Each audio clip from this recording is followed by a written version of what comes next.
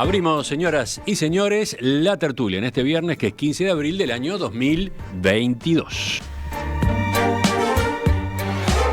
La Semana Santa es un periodo de fuerte significado espiritual para miles de uruguayos.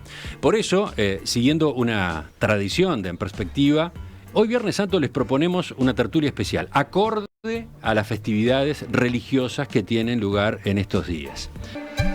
Voy saludando a quienes nos acompañan en la mesa. En primer lugar, dos miembros habituales de este espacio. Alejandro Abal, buen día. Buen día, Emiliano, y buen día a los invitados que nos están acompañando hoy. Buen día, Juan, también. Sí, el otro invitado, el otro miembro permanente, Juan Grompone. ¿Cómo te va, Juan? Muy bien, buen día para todos. Y ahora saludo a quienes participan en esta ocasión. Carola Tron, pastora de la Iglesia Evangélica Valdense del Río de la Plata, allá en el departamento de Colonia. Buen día, Carola. Buen día, Emiliano. Buen día al resto del grupo que comparte hoy esta tertulia. Gracias por la invitación. Al contrario, gracias por aceptarla. Y acá en estudios está conmigo David Telias, licenciado en Ciencias Históricas, coordinador del Departamento de Estudios Judaicos de la Universidad Ort. David, ¿qué tal? Buen día. Buen día, un gusto estar acá, un honor acompañarlos hoy. Una aclaración nada más, ex coordinador del departamento, hoy en día dirigiendo a la nueva Congregación Israelita de Montevideo.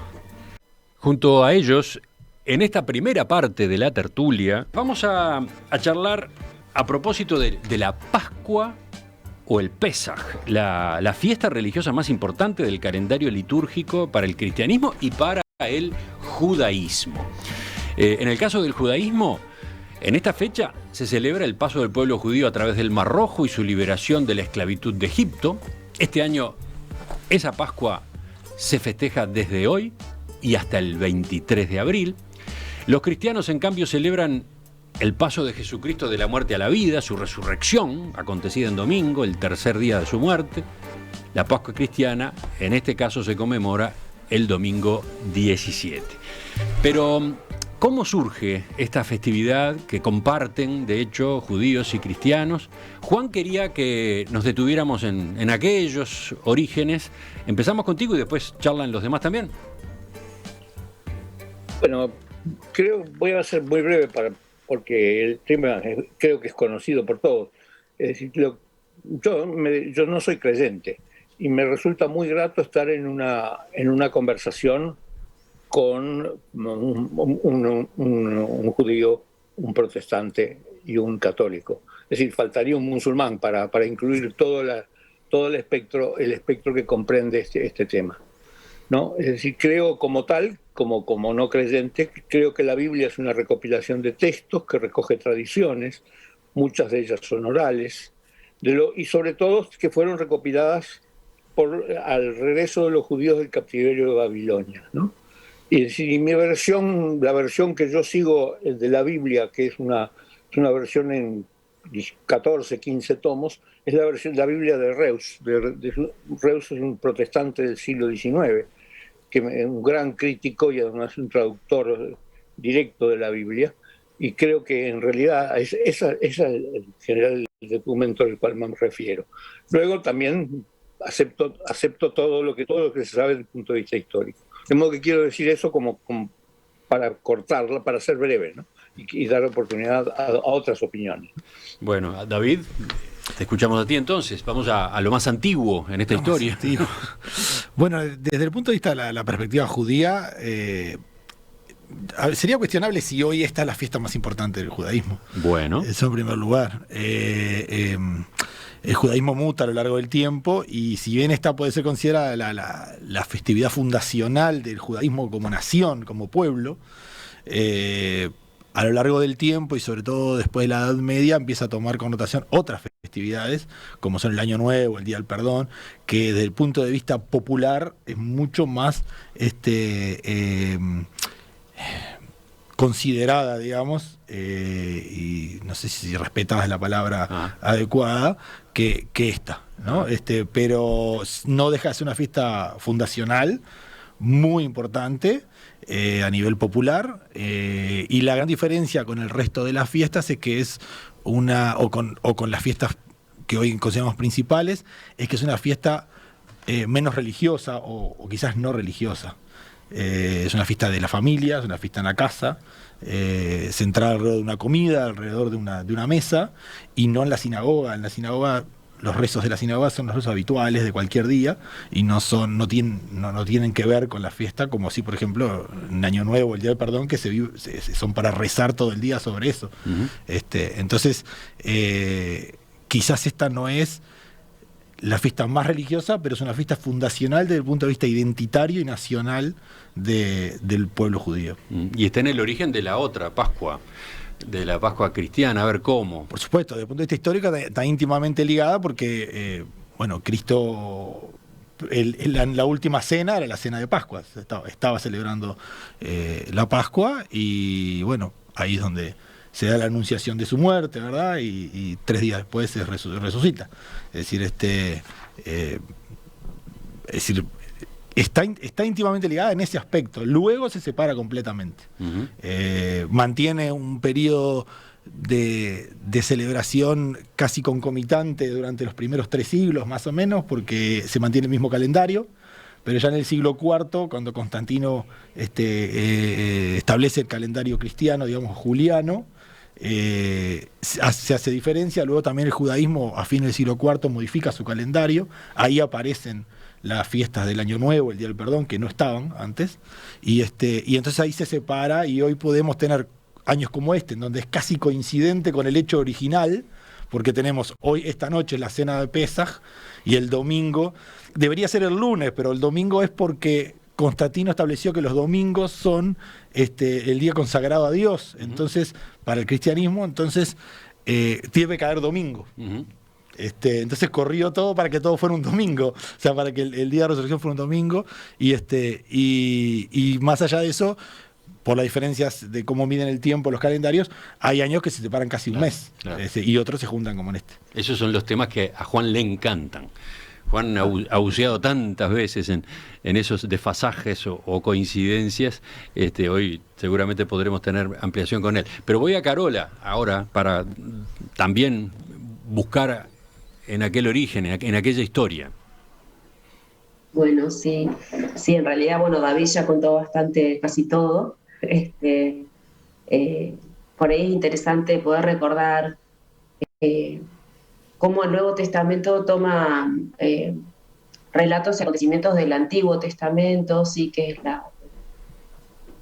las historias que compartimos con la comunidad judía, y en este sentido la resignificación también que Jesús recordamos, no solamente en el hecho histórico de que Jesús estaba en la última cena celebrando la Pascua con los discípulos, sino que también de alguna manera para nosotras los cristianos, hay muchos relatos bíblicos del Nuevo Testamento que son resignificaciones de tradiciones del Antiguo Testamento. Esto dentro del ámbito del estudio bíblico, ¿no? Entonces, también ahí hay toda una carga de sentido simbólica de lo que significaba aquella salida de liberación del pueblo hebreo de la esclavitud de Egipto hacia la tierra prometida, con esta nueva reinterpretación o relectura que le dan los evangelios a través de lo que es la vida y el ministerio de Jesús, ¿no? Y en ese sentido es bien interesante poder ver que en los dos casos son como cuestiones o historias o narrativas que tienen que ver, por lo menos esto ya es una interpretación más protestante, ¿no? Pero tiene mucho énfasis en la cuestión de lo corpóreo, digamos, de una fe muy basada en la cuestión histórica y concreta y material, como era la esclavitud y la liberación y la necesidad de una tierra para una vida nueva, como es también la liberación en Jesús, que tiene que ver justamente esto que enfatizamos, que es la resurrección del cuerpo. Uh-huh. Que a veces también hubo ahí toda una época histórica en donde se espiritualizó de una manera no muy buena desde nuestro punto de vista y desde el punto de vista personal también, desligando un poco la materialidad de la cuestión de la fe, ¿no? Y en realidad la fe en Dios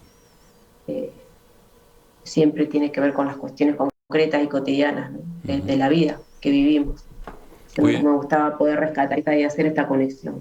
Está bien, vamos incorporando datos, vamos incorporando elementos a este paralelismo y aquel origen. Y completo esta primera ronda yendo a Alejandro. Alejandro, tú, católico, ¿cómo te definís? Sí, está bien. Ya lo dijo Juan de entrada, además todos lo saben. Pero bueno, dos comentarios. Uno tiene que ver con el sacrificio del Viernes Santo, que en realidad coincide, o coincidía, con el sacrificio de los corderos que hacían los judíos en el templo, ¿no es verdad? Y bueno, por eso quizás es que viene todo lo de el nuevo Cordero de Dios y la sustitución del sacrificio de los corderos animales, ¿m? Por Jesucristo, coincidiendo con esa costumbre de la religión judía del sacrificio de los corderos. Esto está muy interesante. Justamente David estaba voy a eso, ¿no? David estaba asintiendo mientras hablaba Alejandro y me gustaría que la ampliara. En el judaísmo templario, es decir, en el judaísmo de la época del templo había 3 fiestas, y ese era todo el calendario judío, que son lo que hoy llamamos la Pascua, lo que es Shavuot, es decir, la fiesta, realmente no sé ni la traducción concreta, pero en realidad la fiesta de las primicias, y Sukkot, lo que se traduce como la fiesta de las cabañas, que es la fiesta de la cosecha. Esas 3 fiestas marcaban el calendario anual. De hecho, el año comenzaba ahora, que es el periodo de la siembra, ¿verdad? Y entonces se llevaba el sacrificio, el cordero pascual, a los sacerdotes del templo para bendecir la cosecha, la siembra, para tener una buena cosecha. Luego se hacía lo mismo con las primicias, se llevaba parte de las primicias al templo, que se recogían, y luego lo mismo en Sukkot, lo que se llama en hebreo los Yoret Regalim, es decir, las 3 fiestas de peregrinación. Pesaj es la inicial, en ese sentido, y eso cambia luego de la época cristiana a partir de la destrucción del templo. No hay más templo, no hay más, en el judaísmo no hay más sacrificios de ningún tipo. Nunca hubo sacrificios humanos en el judaísmo. De hecho, el judaísmo tiene como condición, uno de sus grandes cambios, digamos, en eso es que eliminó de los pueblos paganos los sacrificios humanos por sacrificios animales, y luego destierra los sacrificios de cualquier tipo a partir de la no existencia del templo. Así que entonces ahí tenemos el origen de esa expresión, Cordero de Dios. Estabas ahí tú, Alejandro, ¿no? Ahí ponías el acento. Bueno, yo no soy un experto ni en el Nuevo ni en el Viejo Testamento, pero hasta donde tengo entendido, sí, efectivamente es así. O por lo menos es como se conecta la expresión el Cordero de Dios con el sacrificio del Cordero de Dios, que es el Viernes Santo, que es el mismo día en que se sacrificaban los corderos, como decía David hace un rato. Jesús es Cordero de Dios, digamos. El otro comentario que quería hacer... ¿Perdón, Carola? No, quería agregar algo sobre esto de la teología sacrificial también que decía Alejandro, que por ahí un indicador que es bien conocido por la gente son las cruces o los crucifijos, ¿no? En la diferencia entre el protestantismo y el catolicismo también, donde se marcan algunos énfasis, si bien obviamente compartimos los mismos textos bíblicos y pueden variar nuestras interpretaciones, pero digamos, si bien es parte de la historia que recorremos en la Semana Santa, el viernes, ¿no? El sacrificio, el cordero, y otra vez aparece esta resignificación del antiguo al nuevo en la imagen del cordero como Cristo.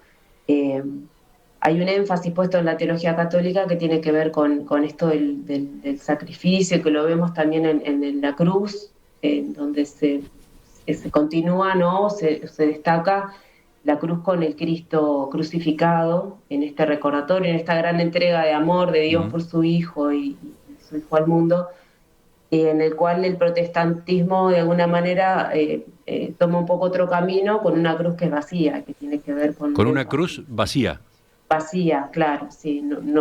La cruz con el Cristo es una cruz católica, por así decirlo, desde nuestra identidad, ¿no? Entonces vamos a ver que en nuestros templos, inclusive a veces mismo cuando despedimos a algún ser querido, solemos tener dificultades con las empresas fúnebres porque si no hay un diálogo previo es muy común que aparezca un crucifijo con el Cristo, lo cual no es parte de nuestra identidad como protestante. Y en 2 palabras, ¿por qué la cruz no tiene a Cristo? bueno, por este énfasis de recordar la esperanza y la certeza de la resurrección, está ¿no? bien. Y es la resurrección del cuerpo, que es lo que yo traía hoy como esta cuestión Bien. bien concreta o material, si se quiere. Entendido. Que obviamente también la teología católica lo tiene, no es que una descrea de la otra, pero son como los énfasis, ¿no? En donde ponemos la mirada en este plan de salvación, podríamos decir. Seguimos. Alejandro, discúlpame que Sí, te no, interrumpí un par de el otro veces. no fue en absoluto desadecuado la interrupción, al contrario, muy pertinente. Pero lo otro que quería mencionar brevemente también es en realidad para responder a una pregunta que me hacen, que nos hacemos todos muy a menudo, y cómo se ubica en el año, en el calendario anual, la Semana Santa, y bueno, cómo se ubica el domingo de Pascua en definitiva.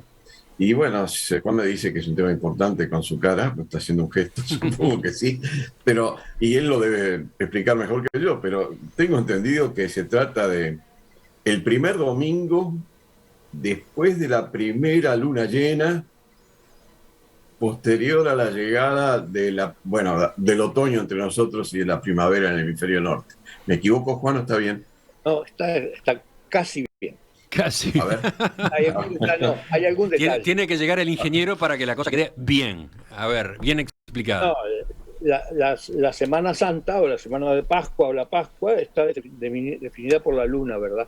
Y eso tiene el origen en Moisés, ¿no? Es decir, que los judíos se escaparon de Egipto, de noche porque eran perseguidos, iban a ser perseguidos, y hicieron una cosa realmente insólita, que creo que es un detalle que la Biblia recoge, pero que es difícil de interpretar, como el cruce del Mar Rojo, ¿no? Es decir, ¿por qué los judíos para ir hasta Sinaí cruzaron por el Mar Rojo y no fueron por tierra? Es decir, como se puede ir, bueno, ahora no se puede ir porque está el canal de Suez, pero antes se podía ir. Es decir, eso evidencia que los judíos salieron de la mitad de Egipto aproximadamente, de una zona central de Egipto. Es decir, salieron de lo que se llama el Alto Egipto. Y eso es un punto bastante importante para entender muchas otras cosas. Pero lo que quería decir es que el escape ese de noche exigía luna llena. Y entonces escaparon en la primera semana de la luna llena, que tuviera la luna llena en la primavera, ¿no? Que era el momento más razonable para iniciar la peregrinación. Ahora, esa es la tradición. Perdón, que se ¿me conserva. permitís una pausa acá? Voy a consultar a David, a ver si él acá coincide o tenemos alguna discrepancia. No, desde el punto de vista técnico de que salieron de noche, sí. Mi único, siempre más que como judío, como historiador, es el hecho si se escaparon realmente o simplemente se fueron. Pero ¿Cómo? Sí. No, yo usé la palabra se fueron porque eran perseguidos, ¿no? Se fueron porque eran perseguidos, y pero eso nos lleva a otro tema, quiero momentáneamente postergarlo. Y que lo que quería referirme es respecto a la luna llena. Es decir, la luna llena, la discrepancia de la Pascua de un mes entre la Pascua judía y la Pascua cristiana, según yo entiendo, se encuentra en la diferencia entre Jerusalén y Roma. Es decir, que la semana, para definir la semana que es la Pascua, unos toman la luna llena en Roma y otros toman la luna llena en Israel, en Jerusalén. Y entonces, en ocasiones, cuando es muy al borde del fin de semana, entonces ocurre que la Pascua judía ocurre un mes después, porque precisamente por la diferencia es decir, la rotación de la Tierra y la diferencia de latitud entre Jerusalén y Roma, ¿no? Esa es la única razón por la cual se corre una semana, pero si no, siempre deberían coincidir. David está diciendo que sí. ¿En esto estamos de acuerdo? Sí, tiene que ver con la medición de los calendarios.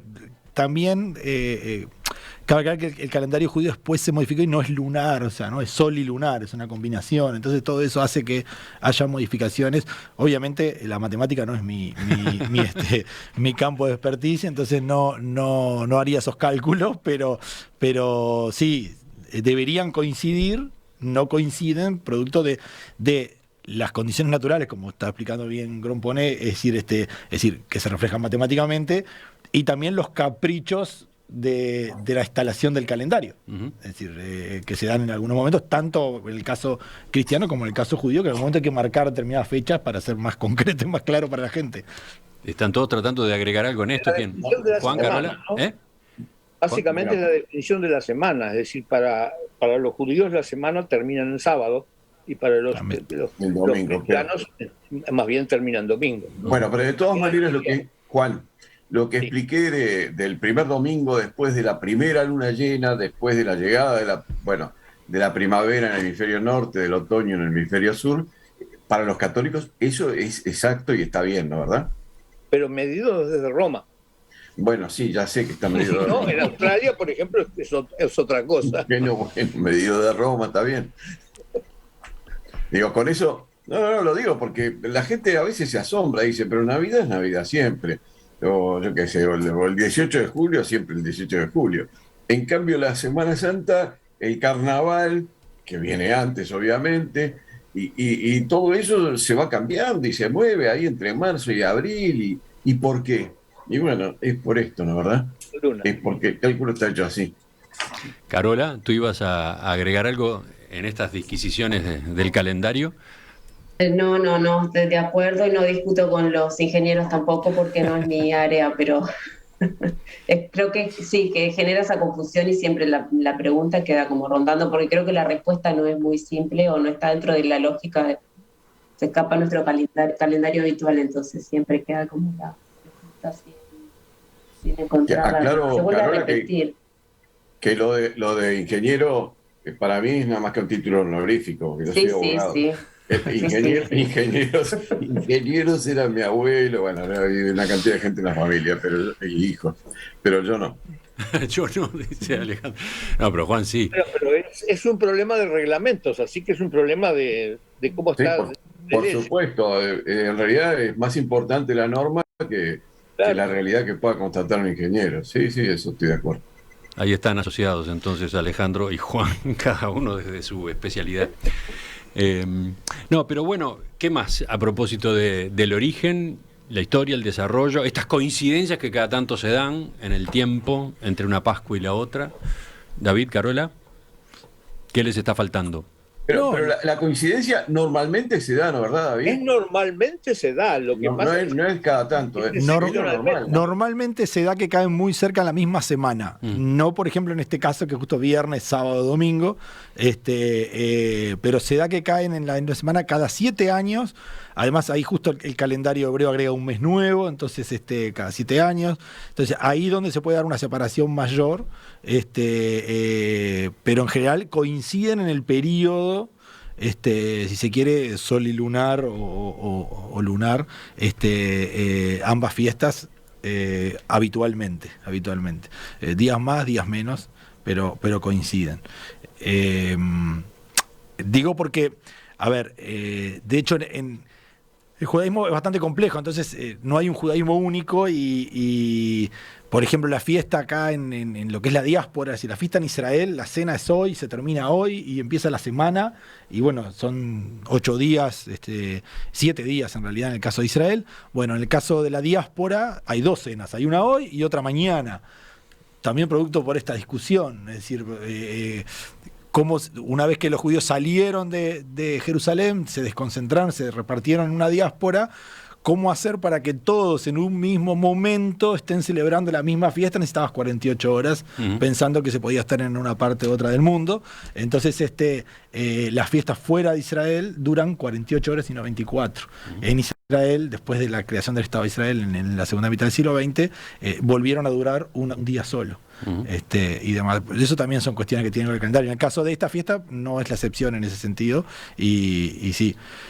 Después, en lo personal, entiendo que las fiestas como tales se separan completamente del punto de vista de su significado, se separan absolutamente. Es decir, para el cristianismo adquiere obviamente la relevancia de alguna manera la confirmación de la divinidad de Jesús en tanto resucita, y para más allá de cómo el mundo cristiano lo considere dentro de sus diferencias internas, para el judaísmo sigue siendo su fiesta fundacional como pueblo, como nación, que, como decía Juan, sí, salió de Egipto para eso, es decir, salió de Egipto para constituirse como pueblo, tener una independencia incluso territorial, una autonomía real de gobernanza y darse sus propias leyes. Es en esa salida que el pueblo se constituye desde todo punto de vista. Para terminar, para ir redondeando, y a partir de lo que decía David, él señalaba recién, bueno, tienen un origen común y después se han ido separando, cada una va por su lado.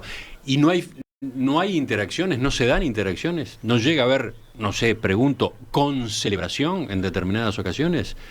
Pregunto, a ver, no sé, Carola, Alejandro. Pero con la Pascua concretamente, Emiliano. Sí, en estas fechas. Digo, Carola y David lo pueden contestar mejor que yo, pero sí, se han hecho actos ecuménicos. Bueno, por eso, a eso digo. Acá en Uruguay, pero no en la Pascua, creo que no, por lo menos. Con motivo de las Pascuas, en Uruguay existe lo que se llama la confraternidad judío-cristiana, que es la más antigua del mundo. Por eso iba. Y que tiene una muy buena actividad y demás. Y a partir de eso y de otras tantas iniciativas, históricamente se han hecho encuentros. En el caso nuestro, por ejemplo, la NSI, en la Nueva Comunidad Israelita, hemos tenido eventos en donde ha venido el propio Sturla a dialogar con nuestro rabino. No en esta noche. Ahí está. O sea, Mi no en pregunta esta era noche. sobre estas fechas. Sí, en esta noche, por ejemplo, a partir de la confraternidad, la pandemia nos cortó la posibilidad. De hecho, este fin de semana retomamos, el sábado de noche, este sábado retomamos esa costumbre de hacer lo que se llama un seder, es decir, una cena comunitaria. Y tradicionalmente venían algunos miembros de la confraternidad cristianos a pasar con la comunidad judía esa noche en un acto, digamos, de confraternización, no porque se comparta lo que está celebrando, ¿no? Carola, ¿tú qué dices? Sí, yo realmente no sabía de esto. Hace 17 años que estoy en Uruguay, en realidad soy de Argentina. La Iglesia Valdense tenemos un sistema de itinerancia por el cual los pastores nos trasladan de una comunidad a otra. No recuerdo que sea una fecha en la cual se genere de manera más sistemática, digamos, encuentros ecuménicos, pero sí tenemos instancias ecuménicas de diálogo, en este caso lo que llamamos el diálogo interreligioso.